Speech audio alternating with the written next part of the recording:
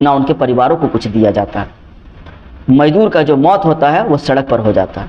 मजदूर का जो मौत होता है वो किसी हॉस्पिटल में हो जाता है इलाज के अभाव में। मजदूर का जो मौत होता है वो किसी भवन से गिरने के बाद हो जाता है, क्योंकि वहाँ पर उन्हें सेफ्टी नहीं दिया गया था।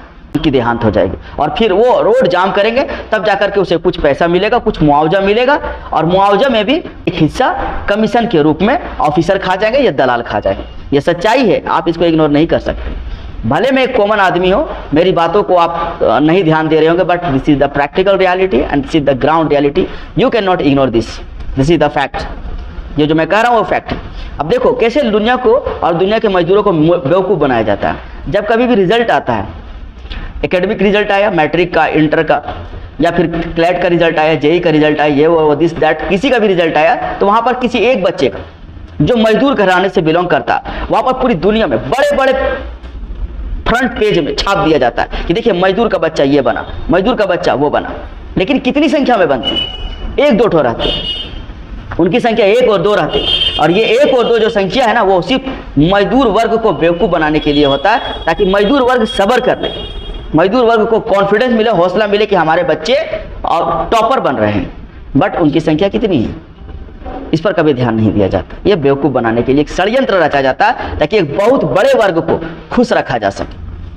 क्योंकि अगर ये बड़े वर्ग, अगर ये मजदूर वर्ग एक दिन भी स्ट्राइक कर देना, तो पूरा हिंदुस्तान और पूरी दुनिया रुक जाएगी, पूरी दुनिया भूखे मर जाएगी, पूरी देश भूखा मर जाएगा। अगर मजदूर को जिस दिन ये एहसास हो जाएगा कि मैं सरकार को और मैं देश को उतना ही योगदान दे रहा हूँ जितना बाकी लोग दे रहे हैं, लेकिन बाकी लोगों के लिए अच्छी पेंशन का व्यवस्था किया गया, अच्छा स्कूल का व्यवस्था किया गया, अच्छा हॉस्पिटल का व्यवस्था किया गया है, और हमारे बच्चों के लिए सरकारी स्कूल का में खिचड़ी में खिलाया जाता है, हमारे बच्चों को, हमारे परिवार को सरकारी हॉस्पिटल में दवा नहीं मिल रहा है, वहाँ पर बेड नहीं मिल रहा है।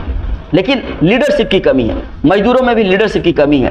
वो अनऑर्गेनाइज सेक्टर है जहाँ पर लीडरशिप की बहुत कमी है, और वहाँ पर सरकार इंटरेस्ट भी नहीं लेता है, सरकार सिर्फ बेवकूफ़ बनाता है। योजना चला देते हैं उनके नाम पर, और योजना का लाभ किसी और को दे दिया जाता है। क्या इसमें आप कितना सहमत है इस बात से कि एक मजदूर पूरे जवानी को, अपनी पूरी जवानी को देश के निर्माण में लगा देते, ताकि देश के जो लोग हैं वो जिंदगी बेहतर तरीके से जी सके। आप जो रोड पर गाड़ियाँ चलाते हैं ना, लग्जरी गाड़ियाँ, उसमें मजदूरों का खून और पसीना लगा है, तब जाकर के आप आरामदायक जर्नी, सफ़र को तय कर पाते हैं। उसी तरीके से आप जो एसी वाले रूम में जाकर के अपना इलाज करवाते हैं ना, वहाँ भी मजदूरों का खून पसीना लगा हुआ है।